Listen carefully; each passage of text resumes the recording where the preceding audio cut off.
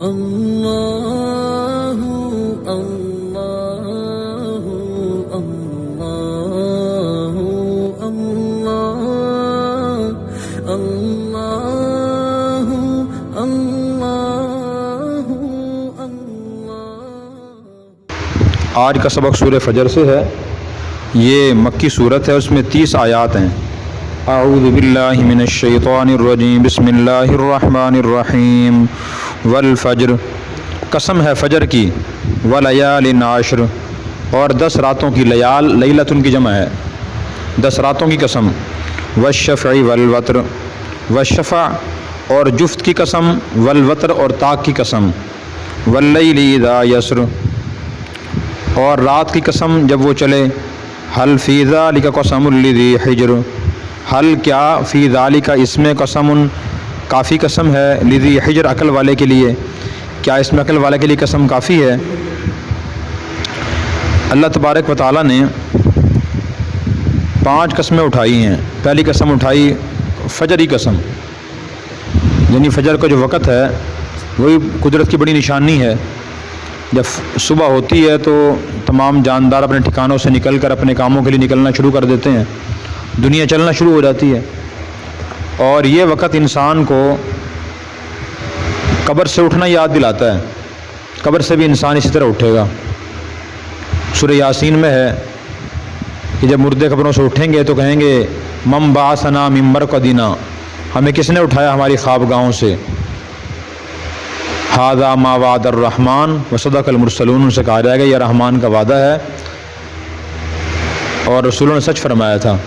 تم کہتے تھے کافر لوگ کہ کیسے اٹھیں قبروں سے، ہم آدھی مٹی ہو جاتا ہے، یہ وہ رسولوں نے سچ فرمایا تھا، رحمان نے وعدہ کیا تھا، یہ وہی وعدہ پورا ہو رہا ہے۔ تو انسان جب بھی صبح بیدار ہو اس وقت سوچے جیسے اب میں سو کے بیدار ہو رہا ہوں، اسی طرح ایک دن میں نے قبر سے بھی اٹھنا ہے اور اٹھ کے پھر میں نے اپنا حساب دینا ہے۔ پھر فرمایا کہ ولیال عشر، 10 راتوں کی قسم۔ 10 راتوں سے مراد بعض مفسرین نے فرمایا ہر مہینے کی پہلے 10 راتیں مراد ہیں، بڑی اہم ہوتی ہیں، اکثر لوگ اسی میں پہلے مہینے سے پہلے 10 تاریخوں تک ہی اپنا حساب کرتے ہیں، اس لحاظ سے بڑی اہم ہے۔ اور بعض مفسرین نے فرمایا کہ اس سے مراد ذی الحجہ کی پہلے 10 راتیں مراد ہیں۔ حدیث میں اس کی فضیلت بھی آئی ہے کہ ان 10 راتوں میں اور 10 دنوں میں عبادت کرنا اللہ تعالیٰ کے ہاں سب سے زیادہ پسندیدہ ہے، کیونکہ ان 10 دنوں میں 2 بڑی اہم عبادات انجام دی جاتی ہیں۔ نمبر 1 حج کی عبادت، جسے لاکھوں مسلمان انجام دیتے ہیں، اور نمبر 2 قربانی کی عبادت۔ ان 10 راتوں کی قسم، والشفع والوتر، اور جفت کی قسم۔ جفت سے مراد مفسرین نے فرمایا جو بھی جفت چیز ہے وہ مراد ہے اس سے، اور بعض نے فرمایا کہ نہیں اس سے مراد ذی الحجہ کی 10 تاریخ مراد ہے۔ اور طاق والوتر، طاق کی قسم، بعض مفسرین نے فرمایا کہ ہر طاق اس سے مراد ہے جو اکیلی چیز ہے، وہ قدرت کی نشانی ہے۔ اور بعض نے فرمایا اس سے مراد وطر کی نماز، اور بعض نے فرمایا کہ نہیں اس سے مراد 9 ذی الحجہ کی تاریخ مراد ہے۔ 9 ذی الحجہ کو حاجی میدان عرفات میں جمع ہوتے ہیں، جو یوم عرفہ جسے کہا جاتا ہے، حج کا رکن اعظم ادا کیا جاتا ہے، اس کی اللہ نے قسم اٹھائی۔ پھر فرمایا رات کی قسم، جب وہ چلے، جب رات شروع ہو، وقت گزرنے لگے، اس کی قسم۔ رات بھی قدرت کی بڑی نشانی ہے۔ پھر فرمایا کہ کیا ان قسموں میں عقل والے کی کافی قسم ہے یا نہیں؟ کافی قسم ہے۔ کیا اس کا پھر ایک ہوتی ہے قسم، ایک ہوتا ہے جواب قسم۔ جواب قسم، ایک آدمی قسم اٹھاتا ہے نا کہ میں اللہ کی قسم اٹھاتا ہوں میں نے یہ کام کیا ہے یا میں نے یہ کام نہیں کیا۔ اب جو کہہ رہے ہیں نا کہ میں نے یہ کام کیا ہے میں نے یہ کام نہیں کیا، جواب قسم ہے۔ اب یہاں مفسرین نے فرمایا کہ جواب قسم کیا ہے؟ قسمیں تو 5 ہیں۔ تو اس کے بعد اللہ تعالیٰ یہ فرما رہے ہیں جواب قسم یہ ہے کہ آپ پہلی قوموں کے حالات پہ غور کرو اور دیکھو کس قوم نے کون سے اعمال و اخلاق انجام دیے اور پھر ان کا انجام کیا ہوا۔ الم تر کیف فعل ربک بعاد، کہ آپ نے نہیں دیکھا کیا کیا آپ کے رب نے قوم عاد کے ساتھ۔ ارم ذات العماد، یعنی قوم ارم کے ساتھ جو ستونوں والی تھی۔ ارم بعض مفسرین نے فرمایا کہ یہ ان کی بستی کا نام تھا جس بستی میں قوم عاد رہتی تھی، اور بعض مفسرین نے فرمایا کہ اس مراد میں جد اعلیٰ تھے، جد امجد ان کے تھے، ان کا نام ارم تھا۔ میں تمہیں پتہ نہیں اللہ نے کیا کیا ان کے ساتھ۔ التی لم یخلق مثلها فی البلاد، التی وہ قوم لم یخلق نہیں پیدا کی گئی تھی مثلھا اس جیسی فی البلاد شہروں میں، یعنی قوم عاد بڑی طاقتور قوم تھی، اونچے اونچے قد تھے ان کے کھجور کے تنوں کی طرح، بڑے طاقتور لوگ تھے۔ تو اس سے اللہ نے کیا سلوک کیا؟ حضرت ہود علیہ السلام ان کے پاس نبی بن کے آئے تھے، لیکن انہوں نے انکار کیا، جھٹلایا۔ قرآن کریم میں سورہ ہود ہے، اس میں تفصیل سے ان کے حالات کا ذکر ہے، اور صورتوں میں بھی ذکر ہے۔ کیا سلوک کیا؟ جب انہوں نے نافرمانی کی تو اللہ نے تیز ہوا چلائی، اس تیز ہوا کے ذریعے ان کو عذاب میں مبتلا کیا۔ وثمود الذین جابوا الصخر بالواد، اور اس سمود کے ساتھ جنہوں نے تراشا تھا پتھر کو یا پہاڑوں کو بالواد، وادی میں۔ قوم سمود بھی بڑی طاقتور قوم تھی اور بڑی یہ کاریگر قوم تھی، پہاڑوں کو تراش کے اپنے مکان بناتے تھے یہ۔ ان سے کیا سلوک کیا؟ حضرت صالح علیہ السلام ان کے پاس نبی بن کے آئے تھے۔ وفرعون ذی الاوتاد، اور فرعون سے جو میخوں والا تھا، اوتاد وتد کی جمع ہے، وتد کہتے ہیں کیل اور میخ کو، تو فرعون کو میخوں والا اس لیے کہا گیا ہے، بعض نے یہ فرمایا کہ جب وہ چلتا تھا لشکر اس کا بہت بڑا ہوتا تھا، لشکر جہاں ٹھہرتا اس کے لیے خیمے لگتے تھے، خیموں کے لیے کیلیں گاڑی جاتی تھی، تو کیلیں بہت زیادہ ہوتی تھی۔ اور بعض نے فرمایا کہ نہیں، اس سے مراد یہ ہے کہ فرعون جب جس کو سزا دیتا تھا اس کے ہاتھ پاؤں میں کیلیں گڑوا دیا کرتا تھا، کیلیں گاڑ کے سزا دیتا تھا۔ اتنا جابر طاقتور ظالم بادشاہ تھا، اتنا دبدبہ اس کے تمام لشکر تھا۔ اس سے کیا سلوک کیا اللہ نے؟ الذین طغوا فی البلاد، وہ جنہوں نے سرکشی کی ہوئی تھی شہروں میں، فاکثروا فیہا الفساد، انہوں نے ان شہروں میں فساد بہت زیادہ کیا تھا۔ فساد ان کا یہ تھا کہ تو کافر تھے، نمبر 2 دین کی، انبیاء علیہ السلام کی مخالفت کرتے تھے۔ فصب علیہم ربک صوت عذاب، صبا ڈالا، علیہم ان پر، ربک آپ کے رب نے، صوتا کوڑا، عذاب کا، ان پر مارا آپ کے رب نے عذاب کا کوڑا۔ تو مختلف طریقوں سے ان کو ہلاک کیا۔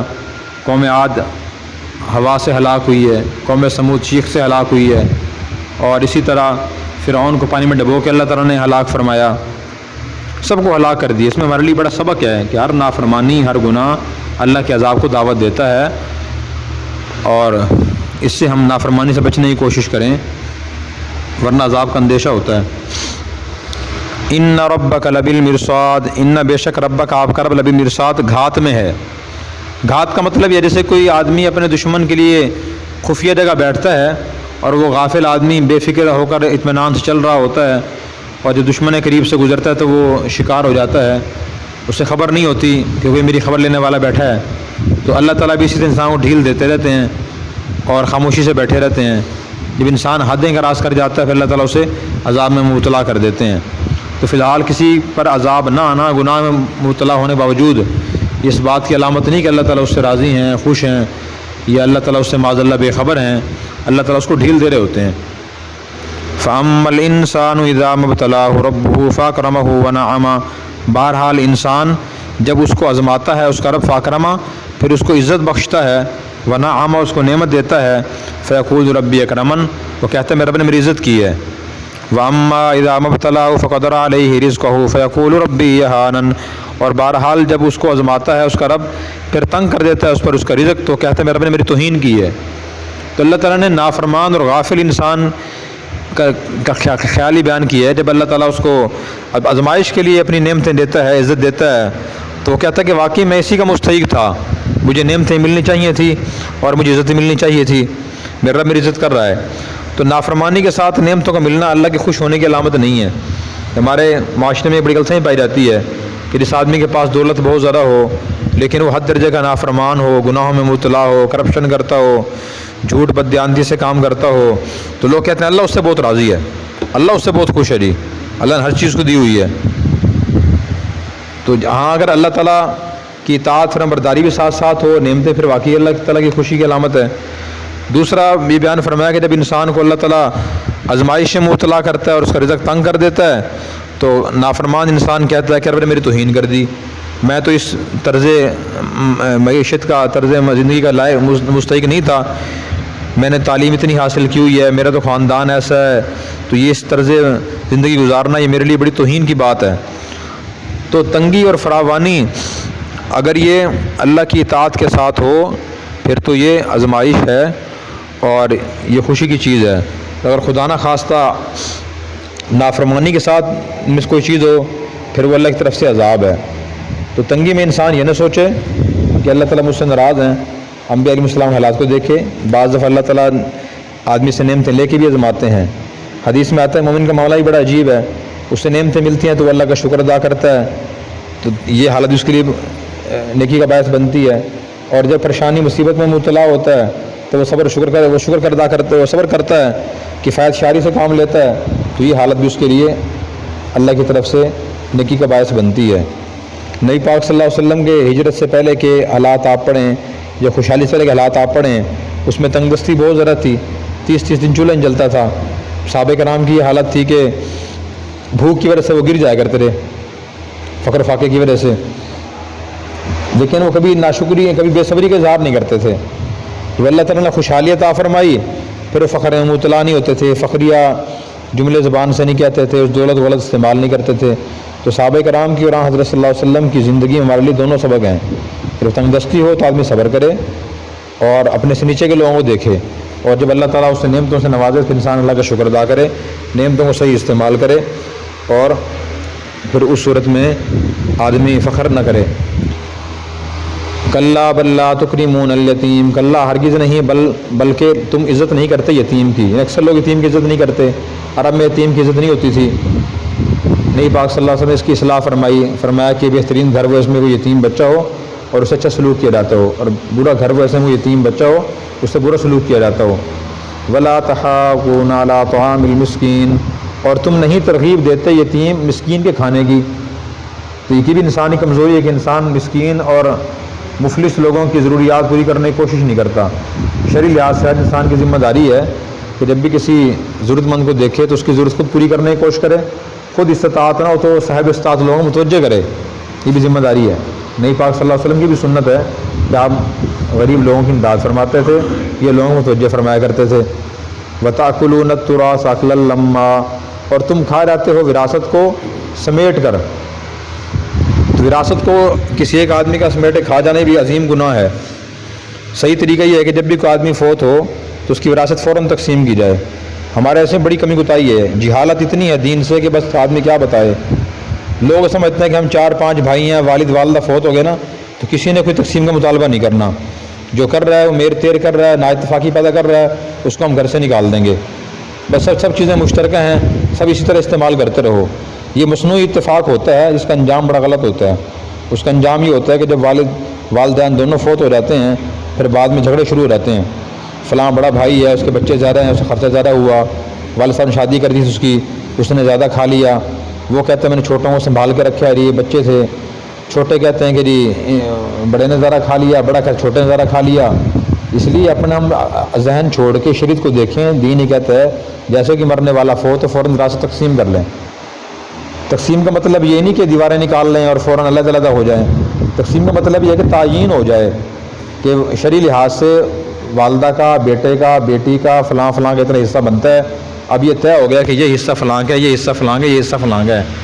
اگر والد صاحب کاروبار چھوڑے گئے ہیں تو کاروبار کون سنبھالے گا, اور دوسرے بھائی ساتھ کھڑے ہوں گے, ہر ماہ حساب کتاب ہو. جو دولت چھوڑے گئے ہیں وہ سب کی مشترکہ ہے. جتنی بھی تقسیم ہو وہ اصول کے مطابق تقسیم ہو, اصول کے مطابق خرچ ہو. عام طور پہ ہوتا ہے ایسا ہی ہے کہ جو بڑے لوگ ہوتے ہیں نا, بڑا یا جو والدین ساتھ رہتا ہے, جو بیٹا رہتا ہے, وہ سب کو سمیٹ لیتا ہے, دوسروں کو دیتا نہیں ہے. تو کچھ لوگ تو شرمائی لوگ خاموش رہتے ہیں کہ جی لوگ کیا کہیں والد صاحب کفن میلہ نہیں ہوا, اب ان تقسیم کے مطالبے شروع کر دیے. لیکن جب بعد میں کچھ عرصہ گزرتا ہے لڑائی جھگڑے پھر شروع ہو جاتے ہیں, پھر ایسے شروع ہوتے ہیں, ختم نہیں ہوتے وہ. اس لیے جو شریعت کی تعلیم ہے ہمیں اسے فالو کرنا چاہیے. تعین کر لیں, تقسیم کر لیں, اور بے شک اکٹھے استعمال کرتے ہیں. اب آپ دیکھیں نبی پاک صلی اللہ علیہ وسلم فوت ہوئے, آپ کی جو ملکیت میں چیزیں تھیں وہ ساری لکھی ہوئی ہیں. اتنی تلواریں تھیں, اتنے گھوڑے تھے, اتنی بکریاں تھیں, اتنی چارپائی تھی, فلاں کین تھا, برتن تھا, لوٹا تھا, فلاں چیز تھی, ہر چیز لکھی ہوئی ہے. اب آپ کی وہ چیزیں وعدے تھی تو لکھی ہوئی ہیں نا, ورنہ پتہ ہی نہیں چلتا کہ آپ نے کس سے امانتاً لی ہوئی ہے, عاریتاً آپ نے کوئی چیز لی ہوئی تھی, بطور قرض لی, کیسے لی ہوئی تھی آپ نے. تو یہ معاملات کی صفائی بہت ضروری ہے, جو ہمارے ہاں اکثر نہیں ہے. بڑے بڑے کھوکھلے دعوے ہیں اتفاق اور اتحاد, پیار محبت کے, اندر اتفاق اکثر ہوتا نہیں ہے۔ پھر اس کے بعد فرمایا وَتُحِبُّونَ الْمَالَ حُبًّا جَمًّا، تم مال سے بہت ذرا محبت کرتے ہو۔ انسان مال سے محبت کرتا ہے تو محبت ہی گناہوں کی جڑ ہے۔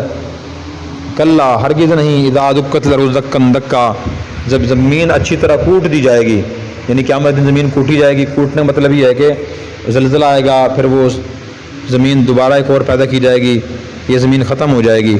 وجاء ربک والملک صفا صفا، آپ کا رب اور فرشتے قطار میں صف بنا کر آئیں گے۔ فرشتوں کی طرف آنا سمجھ آتا ہے، حدیث میں آتا ہے قیامت دن آسمان پھٹے گا اور فرشتے ایک بادل کی شکل میں ایک چیز ہوگی، اس میں نیچے آئیں گے میدان معاشر کے انتظام کو سنبھالنے کے لیے۔ اور اللہ تعالیٰ کیسے تشریف لائیں گے؟ اللہ کا تشریف لانا جو ہے نا وہ ہمیں سمجھ میں نہیں آتا۔ اس کے ایسی جب آیات آئیں تو ان کے بارے میں کہنا چاہیے کما یلیک بشانی، جیسے اللہ کی شان کے لائق ہے۔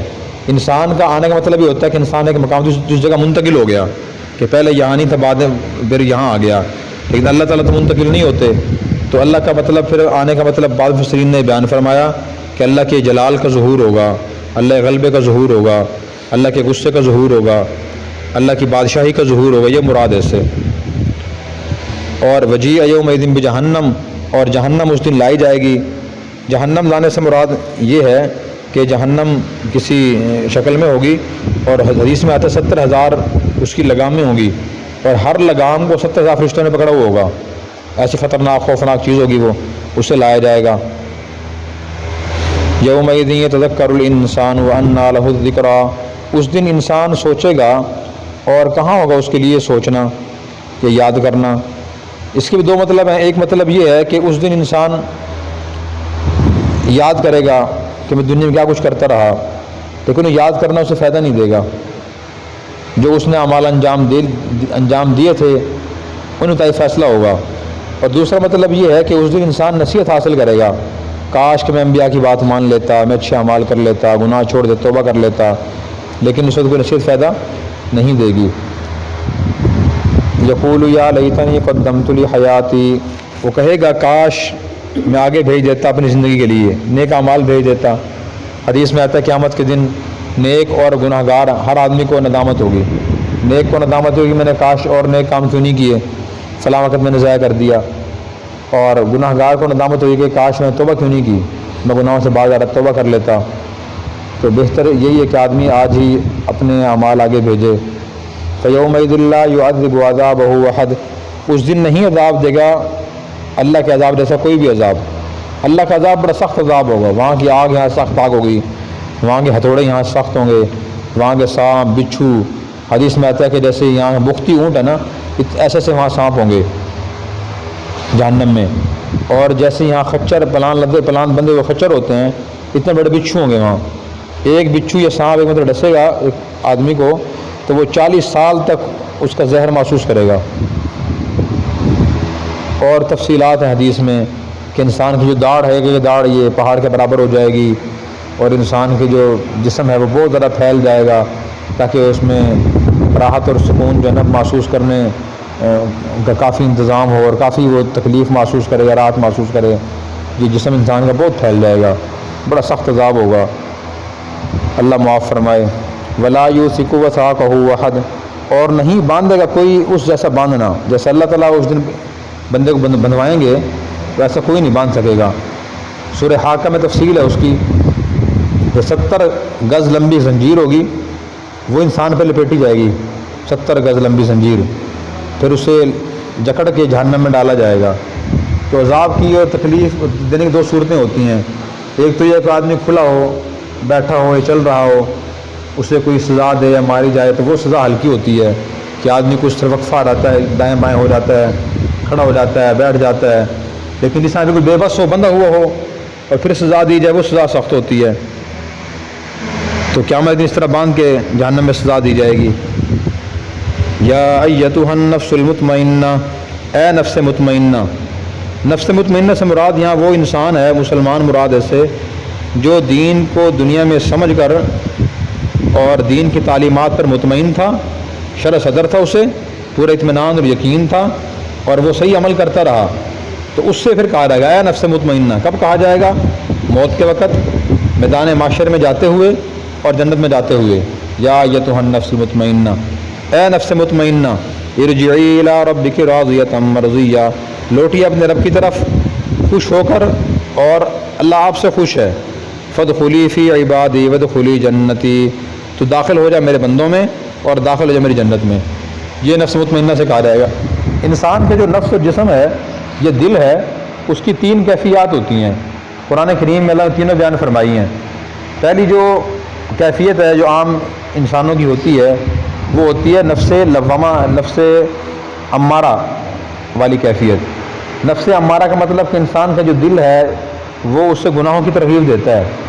عام طور پہ لوگ ایسے ہی ہوتے ہیں، آپ نے کہ نماز پڑھنے کے لیے کہ میرے کپڑے صاف نہیں ہیں، مجھے ذرا نیند آ رہی ہے، میں ذرا کام سے فارغ ہو جاؤں، میں ذرا غسل کر لوں، یا تلاوت کریں جی کل سے شروع کریں گے انشاءاللہ، ابھی وقت نہیں ہے۔ اچھے کام کی طرف بلائیں تو آدمی سو بہانے لگاتا ہے، گناہ کی طرف بلائیں کیا وہ گانا سنتا ہے خدا نخواستہ، آؤ میلے میں چلتے ہیں، انسان بھاگ کے جاتا ہے، کئی گھنٹے بیٹھا رہتا ہے وہاں، نیند بھی قربان کر دیتا ہے، کھانا پینا بھی قربان کر دیتا ہے۔ یہ نفس ہے نفس امارہ، گناہ کی طرف بلانے والا نفس۔ کہ جب انسان کچھ دین کی تعلیم حاصل کرتا ہے، اچھی صحبت اختیار کرتا ہے اور علم حاصل کرتا ہے، پھر اس کا نفس بن جاتا ہے نفس لوامہ۔ نفس لوامہ کا مطلب ملامت کرنے والا لفظ، اسے ملامت کرتا ہے آدمی، پھر گناہ تو کرتا ہے، بعد میں افسوس ہوتا ہے کہ میں نے کیوں گناہ کیا، تو میں نے غلط کام کیا، حرام کام کیا ہے، اس سے میری پکڑ بھی ہو سکتی ہے، اللہ کا عذاب بھی آ سکتا ہے، دل میں خیالات آتے ہیں، اسے نفس لوامہ کہا جاتا ہے جب یہ کیفیت پیدا ہو جائے۔ پھر تیسری کیفیت ہے نفس مطمئنہ کی، وہ اس سے بڑی کیفیت ہے کہ انسان دین کو سمجھ کے اچھی طرح بصیرت حاصل کرے، شرح صدر ہو جائے، اطمینان ہو جائے کہ میں جو نماز پڑھ رہا ہوں، نیک کام کر رہا ہوں، گناہوں سے بچ رہا ہوں، فرائض ادا کر رہا ہوں، یہ بالکل ٹھیک کر رہا ہوں میں۔ اسے کوئی دلائل دے تو ان کا رد کر دے وہ کہ نہیں آپ غلط کہہ رہے ہو جو، سرسری سطحی علم نہ ہو، بصیرت حاصل ہو اسے، تو یہ نفس مطمئنہ ہے، ہمیں اس کی ضرورت ہے۔ لیکن اکثر جو مسلمان کے پاس نفس مطمئنہ نہیں ہے، آپ دیکھیں معلومات نہیں ہیں، دین کا علم ہی نہیں ہے، ایک کام کر رہے ہیں 10 سال سے، اس کام پہ آپ ذرا اشکال اعتراض کریں، کوئی اشکال اعتراض کر دے، بندہ کشمکش میں مبتلا ہو جائے گا، پتہ نہیں میں صحیح بھی کر رہا ہوں یا غلط کر رہا ہوں، واقعی اس کی ضرورت ہے یا نہیں ہے، میں نے گناہ چھوڑا، پتہ نہیں وہ صحیح کیا نہیں کیا، شاید مجھے کر لینا چاہیے تھا وہ گناہ، کچھ نہیں ہوتا۔ تو ہمیں نفس مطمئنہ بنانا ضروری ہے۔ جب نفس مطمئنہ بنے گا پھر اللہ طرف سے خوشخبری ہوگی کہ اللہ آپ سے راضی ہے، آپ اللہ سے راضی ہیں، نیک بندوں کے ساتھ شامل ہو جاؤ، جنت میں داخل ہو جاؤ۔ اللہ ہمیں نفس مطمئنہ نصیب فرمائے۔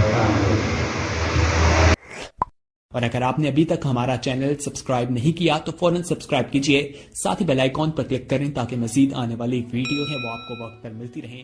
اللہ حافظ۔